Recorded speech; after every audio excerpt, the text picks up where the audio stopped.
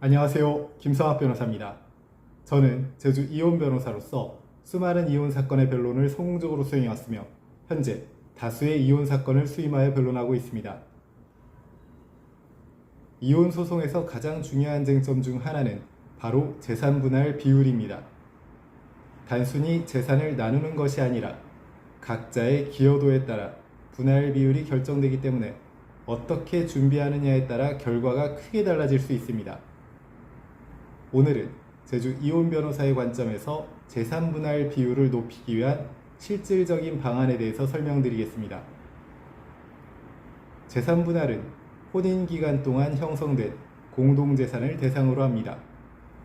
법원은 다음과 같은 요소를 종합적으로 고려하여 분할 비율을 정합니다.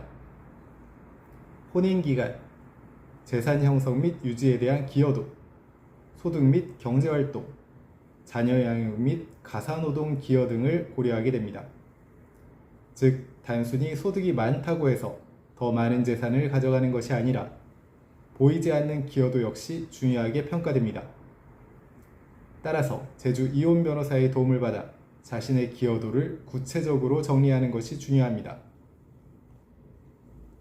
재산 분할 비율을 높이기 위해 가장 중요한 것은 기여도 입증입니다.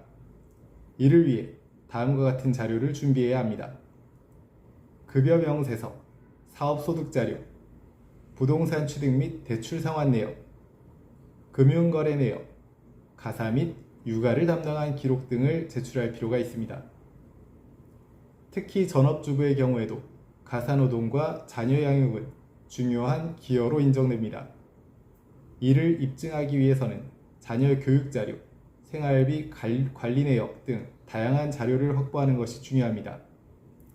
제주 이혼 변호사와 함께 자료를 체계적으로 정리하면 더욱 유리한 결과를 기대할 수 있습니다.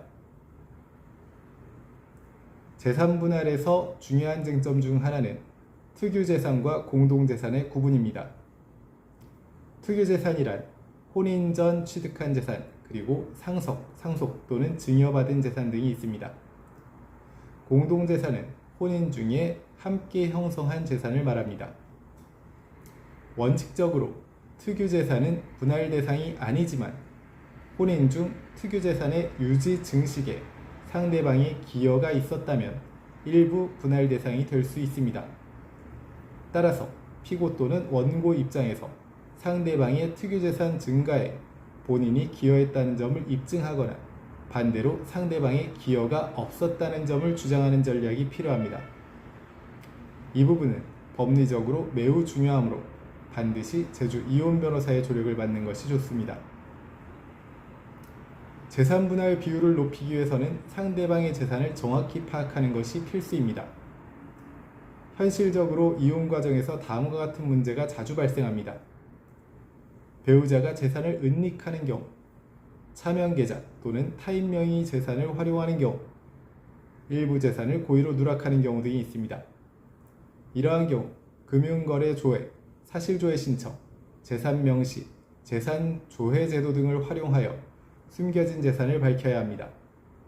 이를 놓치면 분할받을 수 있는 재산 자체가 줄어들기 때문에 매우 중요합니다. 재산 분할 비율은 다양한 사정을 종합적으로 고려하여 결정됩니다. 따라서 다음과 같은 요소를 적극적으로 주장해야 합니다.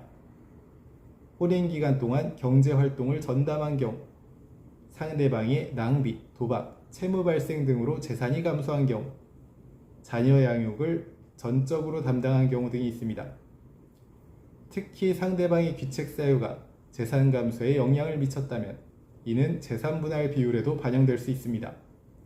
이러한 주장 역시 제주 이혼 변호사와 함께 전략적으로 정리하는 것이 중요합니다.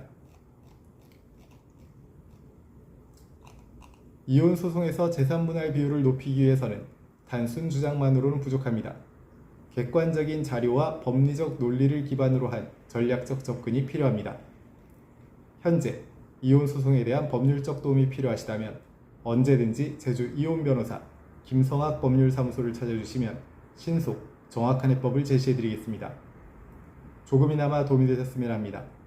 여러분의 권리를 지키고 언제나 신속하고 정확한 해법을 제시해드리는 김성학 변호사입니다.